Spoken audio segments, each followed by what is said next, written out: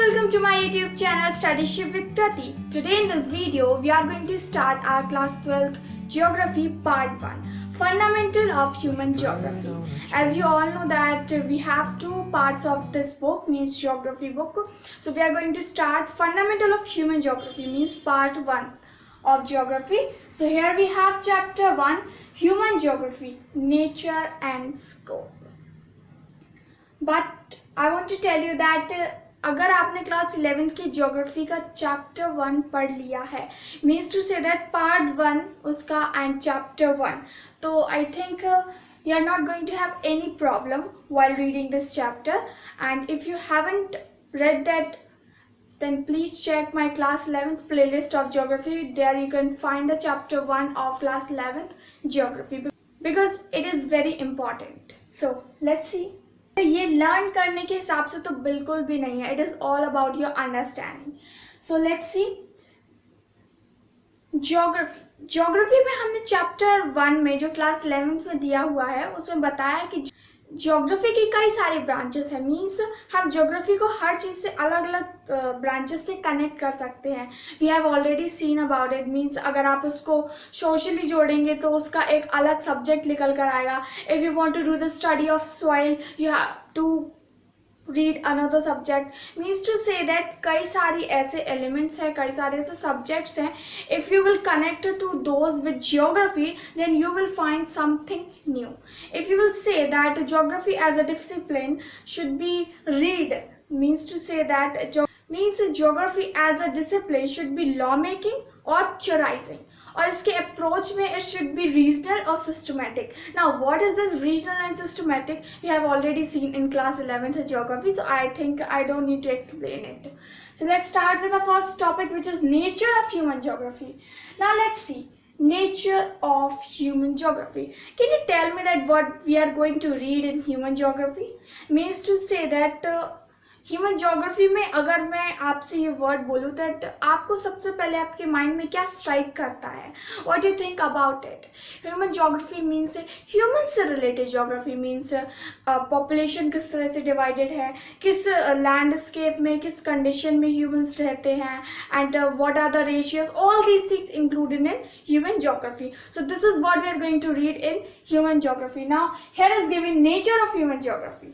Human geography studies the interrelationship between the physical environment and social cultural environment created by human beings through mutual interaction with each other. So this is what is human geography. We often say that face of the earth, eye of the storm, mouth of the river. So by saying these terms, similarly we say that villages, towns, these all are the living organisms. Geographers, जितने भी geographers हैं इन्होंने इन सारे terms को, means villages, countries, state, इन सभी को living organism की तरह जो है define किया है. Because living organism इसलिए क्योंकि एक विलेज है, वहाँ पर लोग रहते हैं. Means to say that we can say organism.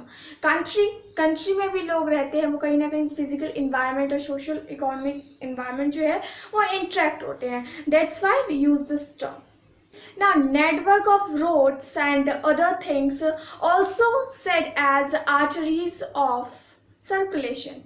Means to say that just we say अगर आप एक लिविंग ऑर्गेनिज्म ले ले पूरी कंट्री को एंड हर एक चीज़ उससे जुड़ी हुई चीज़ों का आप डिफाइन करेंगे that you will found that these are also living things in comparing to nature. That's why we are reading here nature of human geography. Means to say that human geography is also related to nature. Somewhere we interact with that, as I already told you the definition of what is human geography. Now roads, buildings, house, villages, these all things are created by human beings. Human beings ने क्या खुद ये चीज़ें सारी बनाई हैं खुद? Yes, obviously, but these all things were provided by our physical environment. ये सारी चीज़ें already provided थी, but जो human beings हैं उन्होंने resources का use करके इन सारी चीज़ों को क्रिएट का. तो ये टॉपिक जो हम डिटेल में देखते हैं हमारे इस पॉइंट में series naturalisation of humans and humanisation of nature. Now let's C humans अपने आप खुद कोई भी चीज़ नहीं कर सकते हैं without the help of environment. Means अगर हमें एनवायरनमेंट की हेल्प ना मिले तो हम कुछ भी नहीं कर सकते हैं। ह्यूमन बीइंग्स क्या करते हैं, कोई भी आप नई चीज़ क्रिएट करते हैं तो आप क्रिएट इस तरह से करते हैं जो ऑलरेडी प्रोवाइडेड है हमारे नेचर में, आप उसको इंटरप्ट करके फिर एक जो है न्यू चीज़, कोई भी न्यू इन्वेंशन करते हैं। और we can say that human beings interact with the physical environment with the help of technology. If we will not have any technology then we can't interact with our physical environment. Now human beings ये सारी चीज़ों को, इतनी सारी चीज़ों का invention तभी कर पाए जब उन्होंने जो है एक बेटर अंडरस्टैंडिंग अपने अंदर क्रिएट कर ली अबाउट नेचर। जब आपको नेचर के बारे में, जैसे कि अगर आपको नहीं पता है कि अब गर्मी पड़ने वाली है तो आप उससे जो रिलेटेड प्रिकॉशंस है वो आप नहीं लेंगे। आपको नहीं पता कि अब वेदर चेंज होने वाला है तो आप उसके हिसाब से प्रिकॉशंस नहीं लेंगे। तो अगर आप प्रिकॉशंस नहीं लेंगे, आप सावधानी नहीं बरतेंगे, देन इट मीन्स आप जो भी प्लानिंग कर रहे हैं वो स्पॉइल हो जाएगी। आप कुछ भी नया करने की सोच रहे हैं वो स्पॉइल हो जाएगी, because you don't know about nature that what is going to be happen next time. So हमें पता है कि इस मौसम के बाद ये मौसम आता है, तो इस तरह से हम अपने लिए तैयारी कर लेते हैं, अपने आप को फिजिकली एंड जो भी आप उससे रिलेटेड काम करने वाले हो आप सारी ये चीज़ें देख लेते हैं। सच आपने प्लान किया कि आपको कहीं पर जाना है, you don't know that it is going to be raining today and you just suddenly go, everything has plan, सब कुछ प्लान हो गया, बस आपको जाना है and it suddenly rain.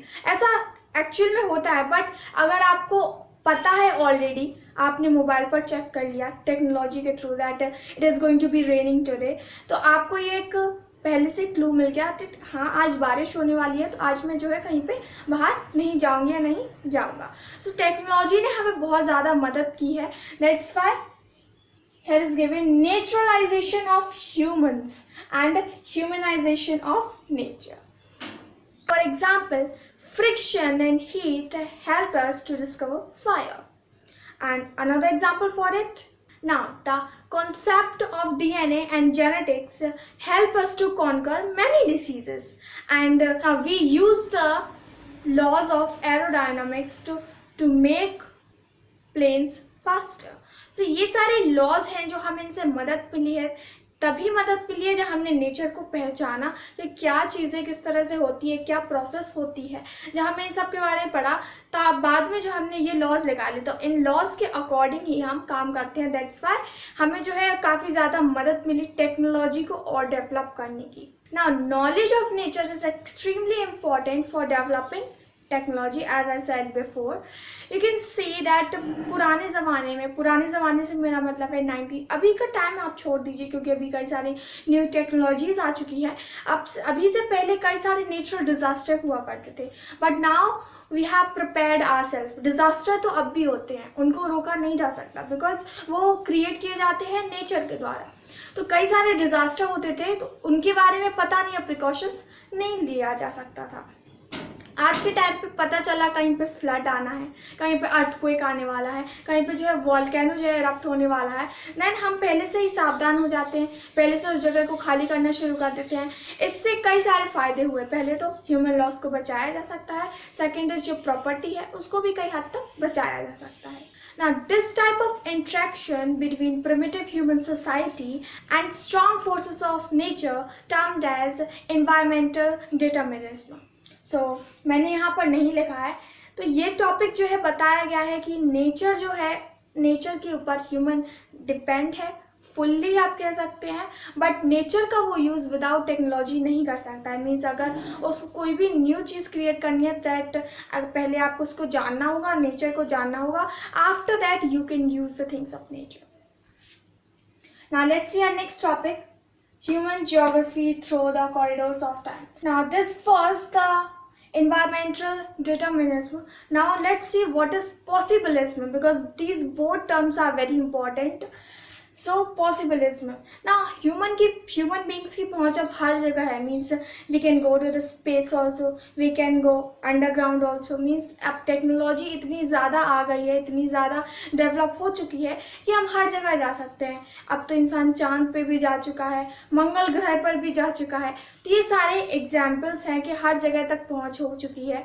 For example human beings created cultural landscape. The imprints of human beings created everywhere. Health resorts on highlands, huge urban sprawls, fields and orchards, pastures in plains, rolling hills and ports on the coasts, oceanic routes in oceanic surface and satellites in the space. Now earlier scholars termed it as possibilism, means हर चीज की संभावनाएं हैं, means it is possible. पहले हमने पढ़ा था environmental determinism and this is possibilism. Actually मैंने यहाँ पर नहीं लिखा है, but these both terms are important, so please remember it. A geographer Griffith Taylor describes the another concept so which leads to the middle way, means to say madhyam marg. I means to say that middle way between the two ideas of environmental determinism and possibilism. He introduces the new term which means a new determinism or stop and go determinism. Now let's see what is it. Those of you live in city or who might visited city, आपने देखा होगा traffic jam में जो है वहाँ पर lights चलती हैं, रेड, ग्रीन एंड येलो. आपने देखा होगा रेड से हमारा मतलब है स्टॉप एंड ग्रीन से मतलब है टू गेट सेट और मीन्स गो, मीन्स अब आप जा सकते हैं. The concept shows neither is there a situation of absolute necessity, means environmental determinism, nor is there a situation of absolute freedom, means possibilism.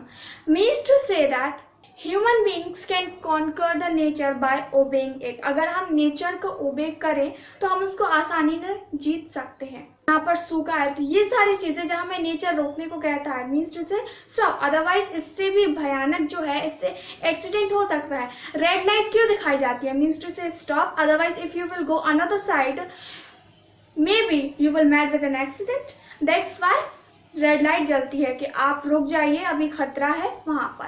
But अगर हमें nature भी हमें इसी तरह रेड लाइट दिखाता है, अगर हम रुक जाएंगे तो हमें जो ये सारे डिजास्टर नहीं देखने पड़ेंगे. At the same time nature हमें ग्रीन लाइट भी शो करता है, means to say that you can adapt the modification according to the nature. आप नेचर के हिसाब से जो है मॉडिफिकेशन कर सकते हैं. It means that possibility can be created within the limits without damaging environment, without damaging our nature. Because कोई भी रन विदाउट एक्सीडेंट नहीं होती, कोई ना कोई एक्सीडेंट होना ही है. अगर आप न्यू साइकिल चलाना सीखे हैं तो मीन्स कहीं ना कहीं आपका एक्सीडेंट होगा. आपने न्यू भी नहीं, आप काफ़ी एक्सपीरियंस्ड है, but there are always chances कि आप किसी एक्सीडेंट से हो सकता है, मीन्स आप किसी ना किसी एक्सीडेंट से मिल सकते हैं. Now the free run which developed economies adapted, we have already seen the consequences of that free run, such as the global warming, such as greenhouse effect, global warming, or glaciers का पिघलना, or depletion of ozone layer. So these are the resulted of free run under or in developed economies. So this is our next topic, which is human geography through the corridors of time. So we can discuss this our next part of this video. Hello friends, welcome to my YouTube channel Studyship with Krati. Today in this video we are going to continue our class 12th geography part 1, fundamental of human geography, and this is chapter 1, human geography, nature and scope. This is part 2 of this chapter and we will finish in this part. Let's start our second topic, which is human geography through the corridors of time. Now let's see that human geography में कितना changes आया time के साथ. Now let's talk about our past. पहले के time पर जो है ह्यूमन बींग्स काफ़ी ज़्यादा जो है नेचर से जुड़े हुए थे, but the problem was that उन्हें नेचर के बारे में इतना सब कुछ नहीं पता था. मीन्स टू से दैट तब तो ना ही टेक्नोलॉजी थी. कई सारे जो पहले खेती किया करते थे किसान, उनका बहुत ज़्यादा नुकसान हो जाया करता था. बहुत पहले की मैं बात कर रही हूँ अबाउट जब जो है पहली बार ह्यूमन बींग्स आए थे in the form of australopithecus. Already we have seen this in class 11th. So from the beginning of time I am talking about that. तो जब जो है लोगों को नहीं पता था ह्यूमन बींग्स को ये किस तरीके से जो है नेचर के साथ कोऑपरेट करना है, क्योंकि उनके बारे में कोई भी नॉलेज नहीं थी एंड ना ही टेक्नोलॉजी थी. बट धीरे धीरे जब उनको पता चला, no this is the season of raining, means to say that हमें जो है इस टाइम पर दूसरी क्रॉप जो है वो ग्रो करनी है। तो इस तरीके से जो इसकी रूट्स हैं वो बहुत ही ज़्यादा डीप है, बहुत ही ज़्यादा डिफरेंस है, बहुत ही शुरू से ही जो है ह्यूमन बींग्स नेचर के साथ कनेक्टेड रहा है। बट नाउ जो है अभी की कंडीशन देखें तो अब जो है उसके रूट्स बहुत डीप हो चुके हैं एंड वो अच्छे से कोऑपरेट कर सकता है नेचर के साथ। बट जब भी रेड लाइट जलती है हम कोई भी जो है प्रिकॉशंस नहीं लेते हैं। Earlier there was little interaction between different societies and knowledge about each other was limited. Navigation skills were not developed and voyages were fraught with dangers. जो समुद्री यात्राएं होती थी क्योंकि उन्हें नहीं पता है कब तूफान आने वाला है, but now we have a navigational skills so we know that what is going to be happen next in our nature. Now colonial rule में कई सारे ऐसे अटेम्प्ट्स किए गए, कई सारे एक्सप्लोरेशन किए गए।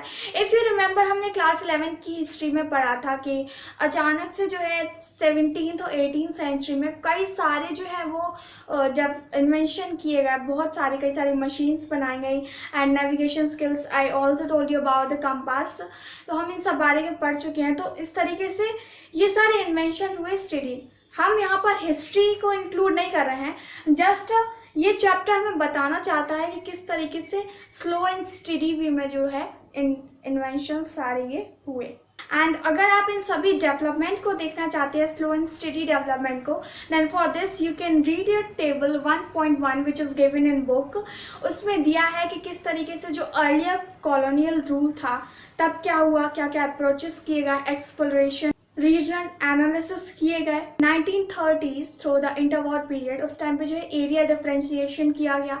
एरिया डिफ्रेंशिएशन से मतलब है एक प्लेस दूसरी प्लेस से कैसे डिफरेंट है। लेट 1950 से लेके लेट 1960 तक स्पाटियल ऑर्गेनाइजेशन देखा गया। स्पाटियल ऑर्गेनाइजेशन से हमारा मतलब है means to say that sophisticated tools use किए गए to understand the human geography. At the same time computers का यूज़ किया गया और मैप्स वगैरह बनाने के लिए, कार्टोग्राफी करने के लिए। तो इससे जो है यहाँ पर ये धीरे धीरे इन्वेंशंस जो है वो हो रहे थे। 1970s में जो है इमरजेंस ऑफ ह्यूमैनिटिक्स देखा जा सकता है। उस टाइम पर धीरे धीरे जो है जो ज्योग्राफी, ह्यूमन ज्योग्राफी की तरफ जो है वो इंटरेस्ट लोगों का बढ़ा एंड कई सारे स्कूल्स जो हैं वो उससे रिलेटेड वो भी बनाए गए। Now, in 1960s, we can say the post-modernisms in geography. So these all were the approaches during this period, and you can see how changes occurred and how there was slow and steady intervention in human geography.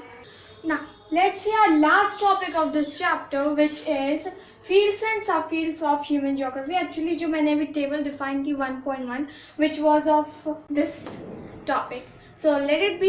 Let's start its fields and subfields of human geography. Now there are fields at the same time subfields of human geography. By saying this, I mean to say that human geography, as you have seen, attempts to explain the relationship between the elements of human life and space they occur over. Means to say human geography जो है relationship बताता है human life से and space से related. Thus, a human geography assumes a highly interdisciplinary nature. Now, with the expansion of knowledge, इसकी subfields भी बढ़ेंगी। चलिए मैं आपको बहुत ही सिंपल लैंग्वेज में बताती हूँ। Now, let's talk about cloth. Now, you might be thinking ये cloth का geography में क्या काम है? Now, let me give you example. If I will say you cloth, then आप क्या सोचेंगे? इसकी क्योंकि क्लोथ हो गई, आप समझ लीजिए कैटेगरी है ना, एक फील्ड है। अब इसकी सब फील्ड्स क्या हो सकती हैं? सब फील्ड्स क्लोथ्स तो कई टाइप के होते हैं, for girls clothes, men's clothes, boys clothes, means to say these are the sub fields. चलिए हम दूसरा एग्जाम्पल लेते हैं फॉर हाउस। अगर मैं आपसे घर कहूँ तो इससे क्या मतलब होगा? इसकी सब फील्ड्स कई तरह की हो सकती हैं। It may be a bungalow, it may be a small hut, it may be house and कुछ भी हो सकता है। ये अपार्टमेंट, होटल, ये सारी चीज़ें जो हैं वो हाउस की कैटेगरी में आते हैं। मीन्स हाउस जो है वो फील्ड हो गई एंड ये सारी जो है इसकी सब फील्ड्स हो गई ना। हम चैप्टर की बात करते हैं। चैप्टर में जो 1.2 टेबल दी हुई है उसके बारे में बात करते हैं ना। Fields of human geography. Fields of human geography में हम लेते हैं सोशल ज्योग्राफी। सोशल ज्योग्राफी में जैसे कि हिस्टोरिकल ज्योग्राफी जो हो गई वो उसकी सब फील्ड्स है, एंड इसके इंटरफेस एंड सिस्टर डिसिप्लिन्स देखते हैं तो हिस्टोरिकल ज्योग्राफी से हमारा मतलब है हिस्ट्री। ना मेडिकल ज्योग्राफी से मतलब है हमारा एपिडेमियोलॉजी। ज्योग्राफी ऑफ लेजर ये है सब फील्ड सोशल ज्योग्राफी की, एंड इसके अगर हम इंटरफेस की बात करें तो इसके इंटरफेस में आता है sociology. Now let's talk about another field of human geography, that is urban geography. इसकी सब फील्ड्स कोई नहीं है, बस इसका इंटरफेस देखें तो हम अर्बन ज्योग्राफी एंड प्लानिंग। ना पॉलिटिकल ज्योग्राफी की अगर हम सब फील्ड देंगे तो आएंगी मिलिट्री ज्योग्राफी में हम क्या पढ़ेंगे, मिलिट्री स्टडीज़ के बारे में, एंड इसके सब फील्ड नहीं है। अगर हम इसके इंटरफेस की बात करें पॉलिटिकल ज्योग्राफी की तो इसमें है पॉलिटिकल साइंस। नेक्स्ट इज ना ज्योग्राफी, इकोनॉमिक ज्योग्राफी का हो सकता है ज्योग्राफी ऑफ इंटरनेशनल ट्रेड। इसकी इंटरफेस क्या होंगी, हम इंटरनेशनल ट्रेड के बारे में पढ़ेंगे।